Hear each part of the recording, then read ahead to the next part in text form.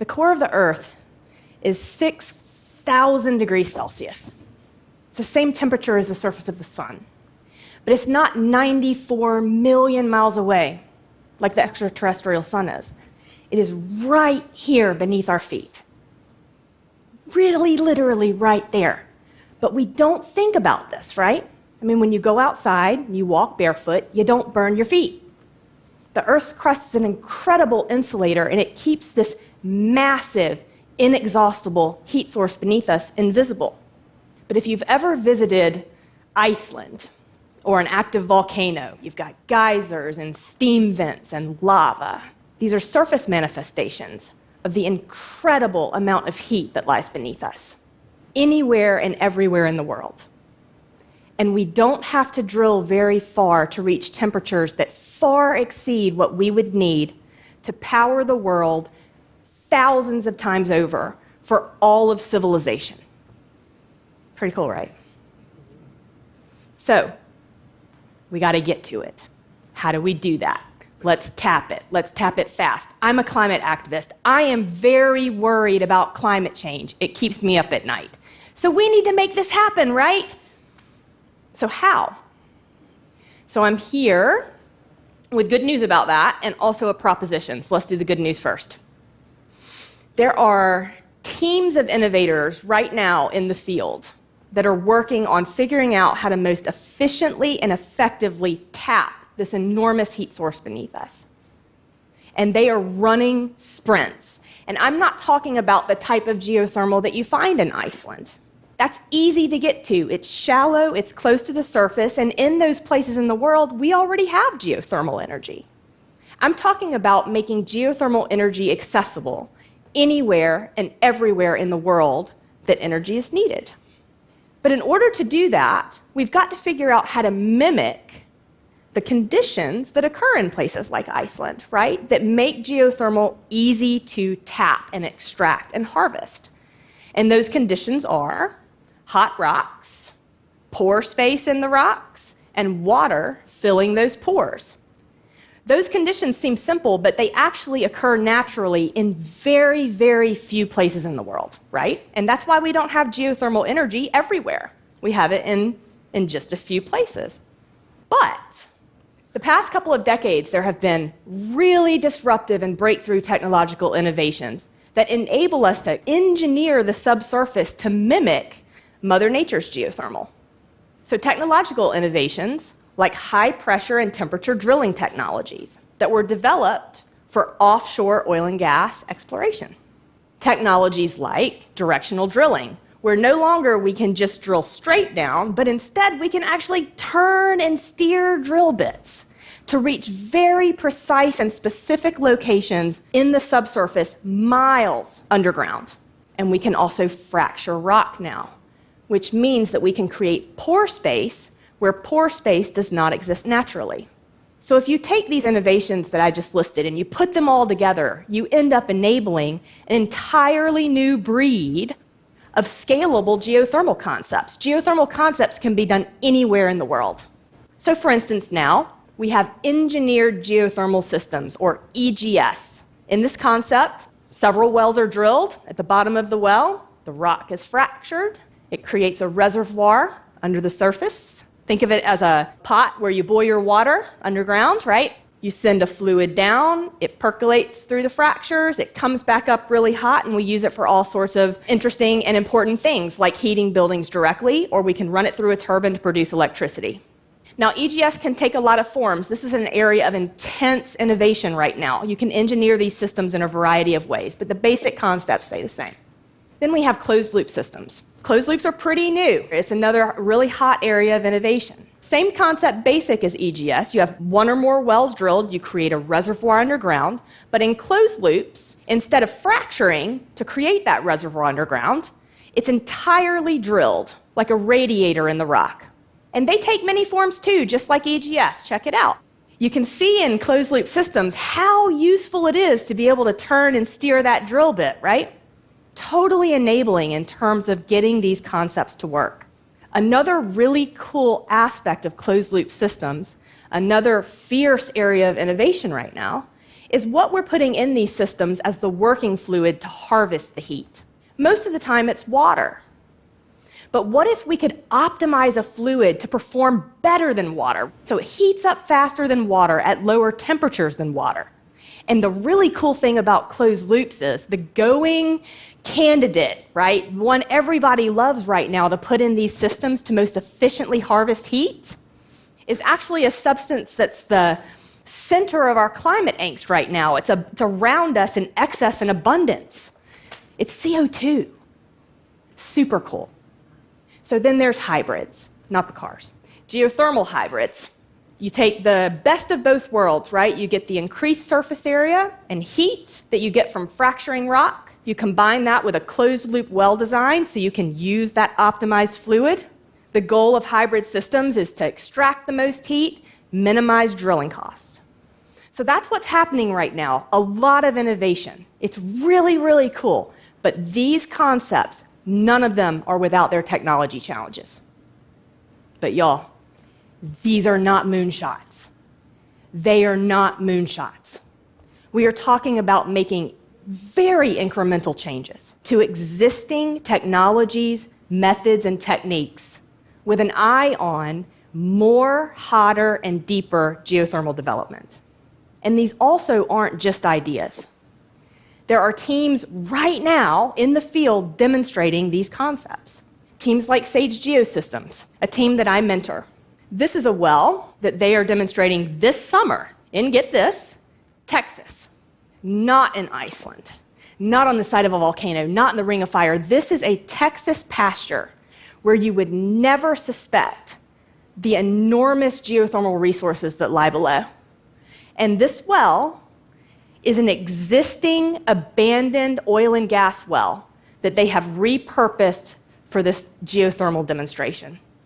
If all goes well with this demonstration, by 2022, that is next year, they will have a geothermal power plant in Texas. There are dozens of examples like this right now in the field. These are all startups. They're out there proving geothermal concepts, new technologies, new drilling, the concepts that I showed you in the slides. We are in the midst of a geothermal renaissance. In the past 18 months, more geothermal startups have launched than in the past 10 years combined. If even one of these startups is successful at proving a scalable geothermal concept, we are literally off to the races in developing this massive, reliable, 24/7 clean energy source anywhere in the world. And by off to the races, I mean that, right? Like, we gotta go. The clock is ticking, we need scale. It's gonna be cute if it works, but we've got to have global scale. So how do we do that? It brings me to my proposition. So it turns out that there's an industry that is perfectly positioned to take us from the few geothermal power plants we have today to the hundreds of thousands that we need to meet demand. The industry that everyone loves to hate, who cares about the environment and climate, is that industry. To scale geothermal, what do we need to do? We need to efficiently, effectively, and safely drill below the surface over and over and over and over again. And who does that now? The oil and gas industry does that now. The oil and gas industry is a global specialized workforce of millions, backed by almost 200 years of breakthrough technological innovation, all aimed at exploring for, drilling for, and producing energy from deep underground. You flip the switch and you have green drilling. And oil and gas keeps its current business model, the business model that keeps them firmly rooted in hydrocarbons now. They're doing what they know how to do, which is exploring for, drilling for, and producing a subsurface energy asset. But what we're talking about here is a pivot from hydrocarbons to heat. A global workforce of millions, highly skilled and trained, doesn't need to be retrained. They can keep doing what they already know how to do, but this time around for clean energy. If we're able to pull this off and team up to do it, we are talking about the ability to meet world energy demand. We are talking about the ability over the next few decades to put more geothermal energy on the grid than we currently have in dirty energy. Geothermal energy at oil and gas scale. So I bet I know what some of you are thinking because I was that person too. Like, I used to think it. And so I will tell you how I got from there to here. I used to feel that we just needed to let the oil and gas industry go away. So I'm a climate activist and a lifelong environmentalist, the kind that would have chained myself to a tree if I needed to, of that flavor. I grew up and got a job, became an energy lawyer and then an energy entrepreneur, and entrepreneurship took me out into the field for product deployments. And I ended up living on drill rigs. And I had a complete epiphany. It was a total mind shift. Bias out the door. Because I got to know many individuals in the oil and gas workforce. And y'all, that's grit. I mean, it is incredible grit. Those people are there for it. But I also got to know the amazing technological innovations of that industry. And what I've come to believe is those are assets. The workforce, the technologies, they are assets that we can leverage now to solve climate change. So what I do for my job is I recruit oil and gas veterans to the cause of geothermal. If we want to turn the ship, we recruit the sailors. And it's working. So there's good news. Do you remember that slide I showed you with all the startups, the geothermal startups that are in the field? A good many of those teams are actually oil and gas veterans. Sage Geosystems with their Texas well. That is an all oil and gas team with almost 300 years of collective experience at entities like Shell, BP, Halliburton, and Weatherford. Y'all, that is really interesting, right? I mean, that world take notice. Because what this is oil and gas brains actively reinventing themselves using everything they know that they learned in their entire oil and gas experience to solve climate change.